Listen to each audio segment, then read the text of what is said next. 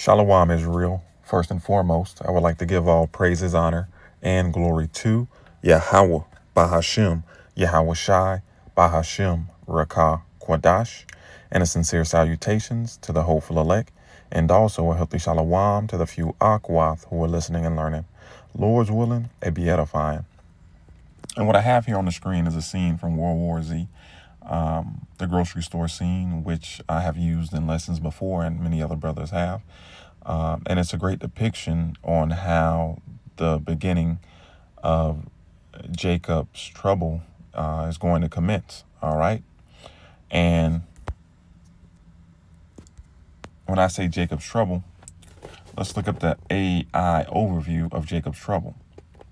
It reads in the King James Version of the Bible, Jacob's trouble refers to a specific period of tribulation described in Jeremiah chapter 30 and verse 7 as a time of unparalleled distress for the nation of Israel. While the phrase appears in the Old Testament, it is often interpreted as a prophetic foreshadowing of the end times tribulation. Despite the trouble, God promises to deliver and restore his people. All right.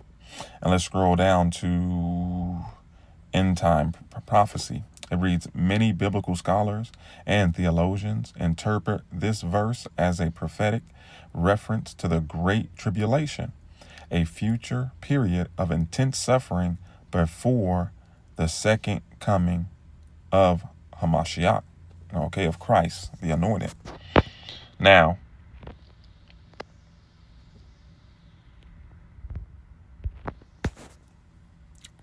action. Better medicine? I'll get us something to eat. I'll meet you back here.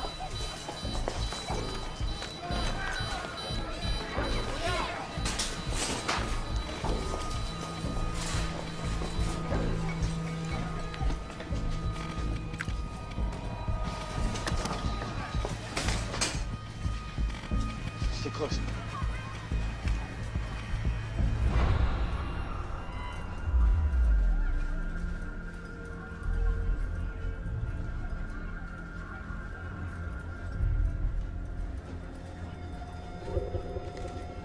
What do you need? A butyrol.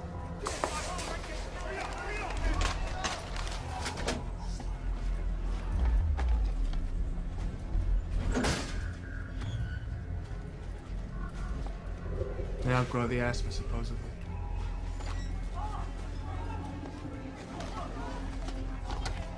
And this shit too is magic for my kid. Thank you.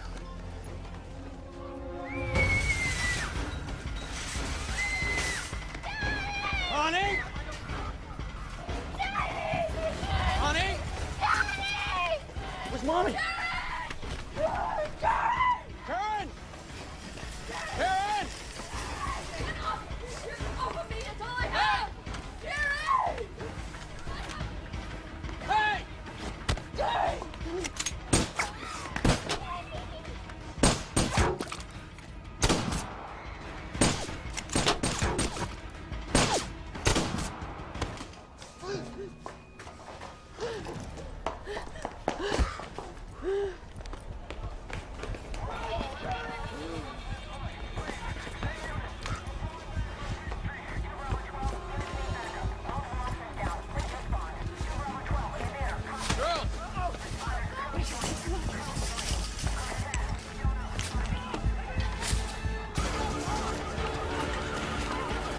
And what you just saw is a small depiction of that day of doom that the scriptures speak of.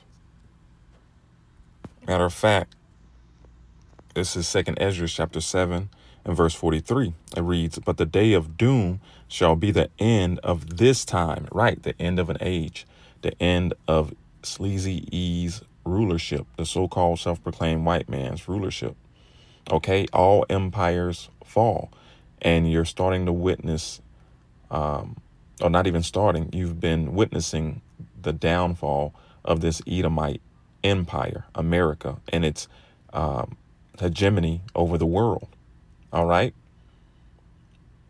So it reads, but the day of doom shall be the end of this time and the beginning of immortality for to come, wherein corruption is past.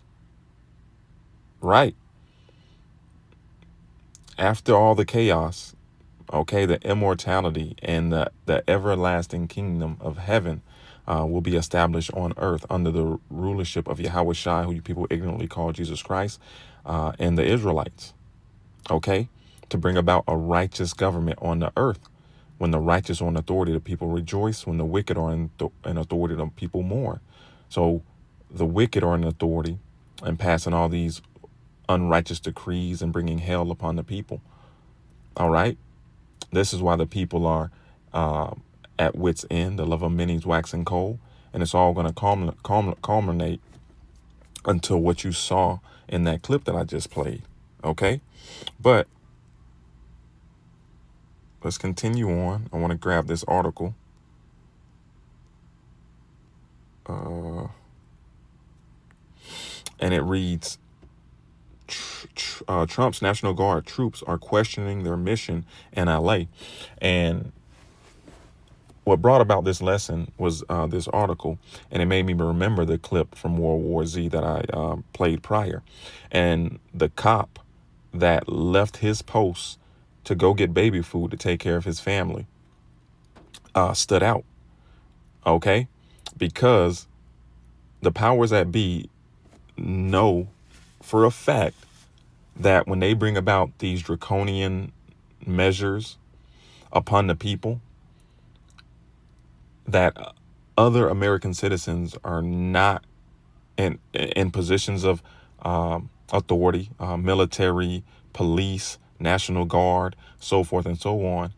They know that these, how can I word this?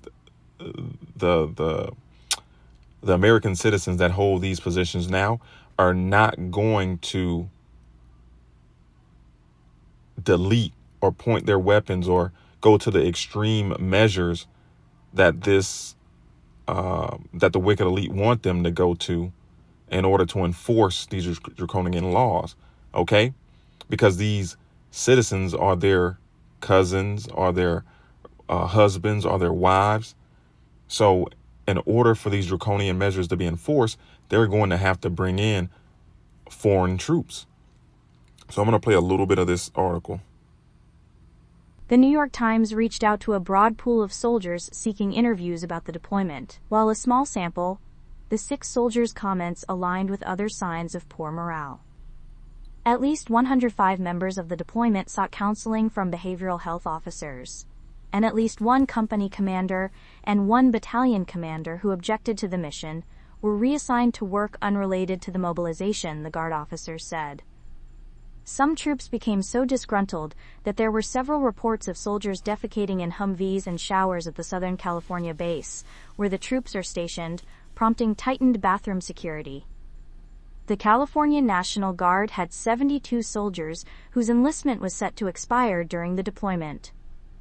Of those 72, at least 2 have now left the Guard, and 55 others have indicated that they will not extend their service, according to the office of Governor Gavin Newsom, who is fighting Mr. Trump's deployment in court. That number, if troops act on it, would amount to a 21% retention rate, far lower than the Guard's typical 60% rate, officials said.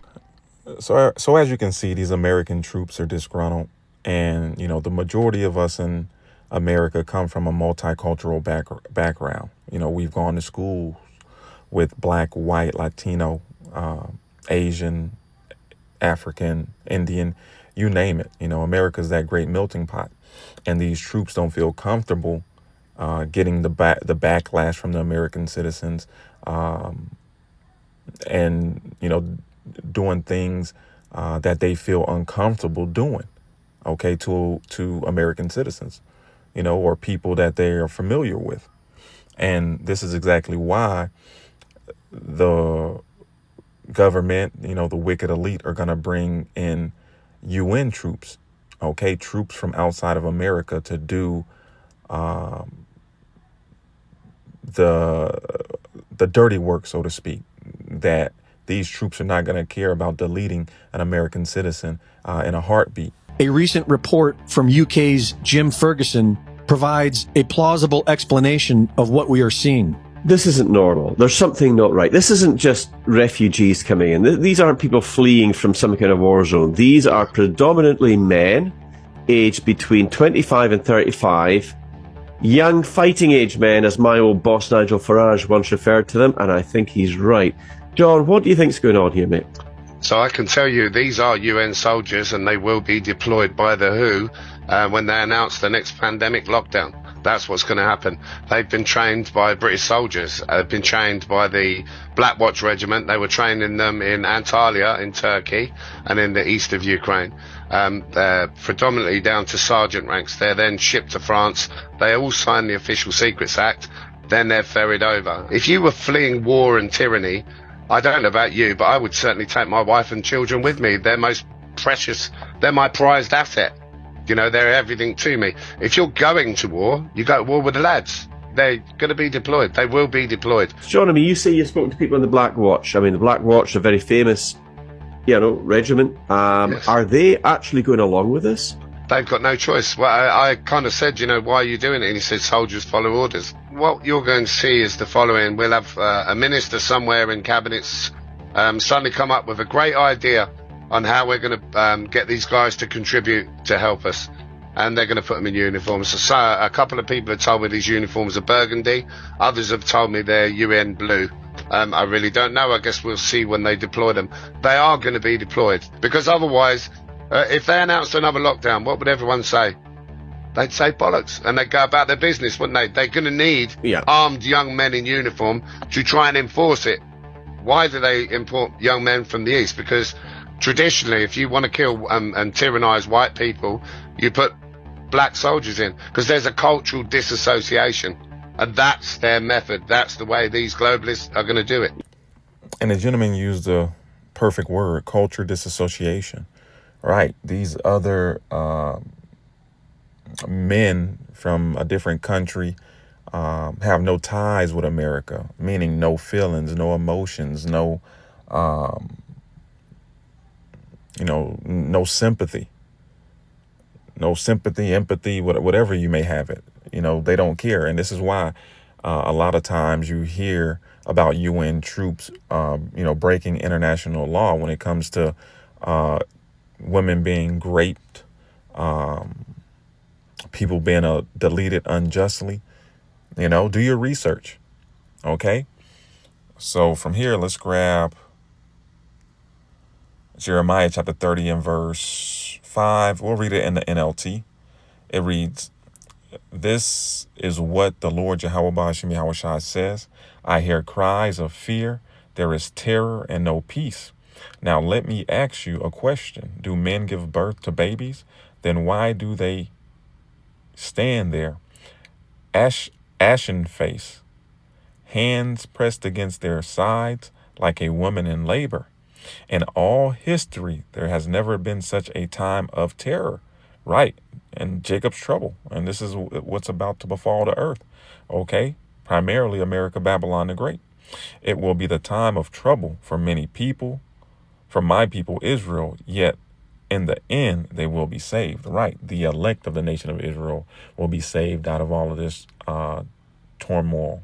Okay. In that day of doom. But for the rest of you, judgment. Okay. Death and destruction, thus saith the Lord.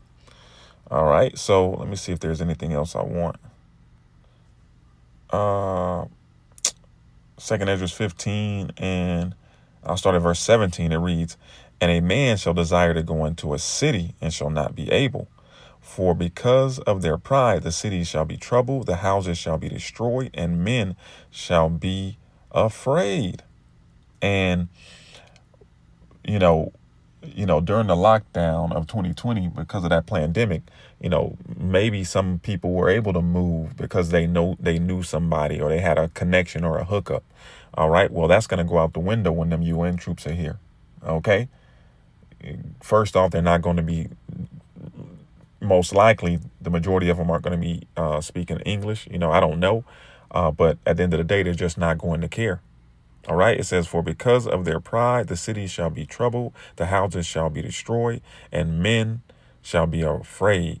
A man shall have no pity upon his neighbor, but shall destroy their houses with the sword and spoil their goods because of lack of bread and for great tribulation. Right. Just like that grocery store scene. Okay.